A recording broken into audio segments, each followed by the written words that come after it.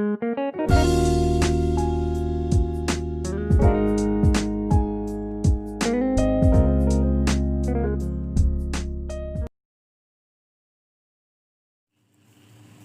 teman-teman. Nah, dalam rangkaian kali ini saya telah merangkai rangkaian pembagi tegangan. Di sini saya rangkai secara seri karena memang pada umumnya dirangkai secara seri.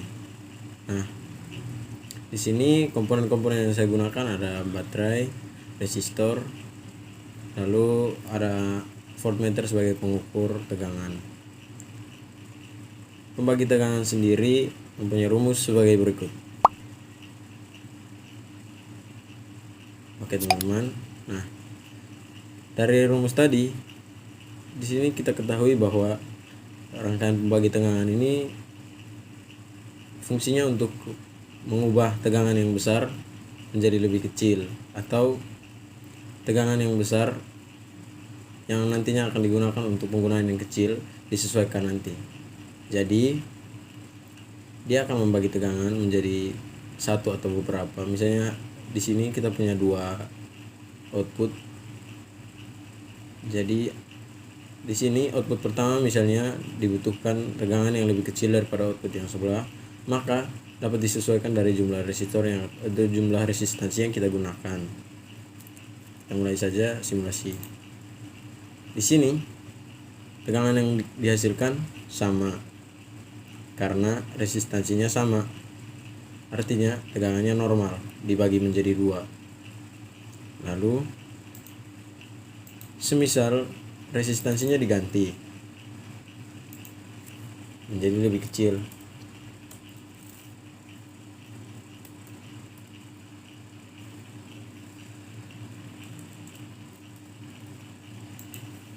maka pada saat kita jalankan, nah di sini tegangan yang akan dibagi sesuai dengan resistansi yang kita masukkan. Di sini resistansinya lebih kecil dan jumlah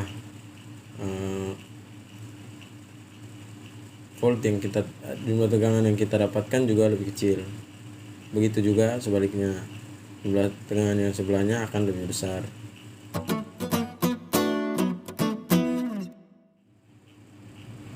Untuk rangkaian yang kedua, di sini saya punya rangkaian inverting op-amp. Jadi untuk rangkaian kali ini sudah saya rangkai sebagai berikut dengan rumus yang seperti berikut. Oke teman-teman. Nah, untuk rangkaian inverting op-amp di sini rangkaian ini berfungsi untuk memperkuat dan membalik polaritas sinyal. Jadi di dalam masukannya ini dia akan memperkuat dari masukannya. Nah, kita jalankan saja. Di sini sudah ada tampilannya pada osiloskop. Di sini channel A adalah yang kita ambil dari inputnya, sedangkan channel B adalah V outnya. Di sini inputnya kita lihat 1,50 volt atau 1,5 volt. Sedangkan pada channel B ada 3,40. Seharusnya 3,50 sih. Nah, di sini dapat kita lihat secara jelas nilai inputnya 1,5. Sedangkan nilai V outnya 3,40. Artinya dari input yang hanya 1,5 dinaikkan menjadi 3,4 atau 3,5. Di sini terbukti bahwa rangkaian ini telah memperkuat atau membalik polaritas menjadi lebih besar. Kurang lebih seperti itu penjelasan dari rangkaian ini. Lanjut ke rangkaian berikut. Di rangkaian yang ketiga, kita punya rangkaian non-inverting op-amp. Rumusnya sebagai berikut. Rangkaian op-amp sendiri, maksudnya rangkaian non-inverting op-amp sendiri, adalah rangkaian yang dapat menguatkan tegangan. Hampir mirip dengan rangkaian inverting tadi, namun di sini perbedaannya rangkaian inverting menguatkan tegangan dengan fasa yang berbeda. Sedangkan kalau rangkaian non inverting ini menguatkan tegangan dengan fasa yang sama.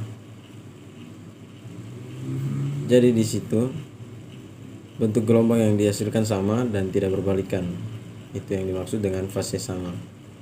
Langsung saja kita mulai simulasinya. Nah, di sini sudah ada hasilnya. Terlihat jelas bahwa channel I atau input V-in-nya kecil, sedangkan channel B atau V-out-nya lebih besar. Artinya terbukti bahwa di sini terjadi penguatan.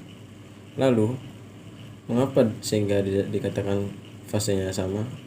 Karena di sini pada settingan volt diff dan time diff-nya semuanya sama, yang artinya membuktikan bahwa masing-masing A dan B adalah sama.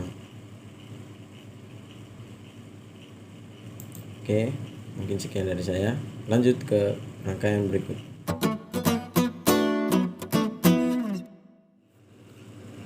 Oke, di rangkaian yang keempat ada komparator op-amp. Di sini sudah saya rangkai sebagai berikut dan rumusnya sebagai berikut.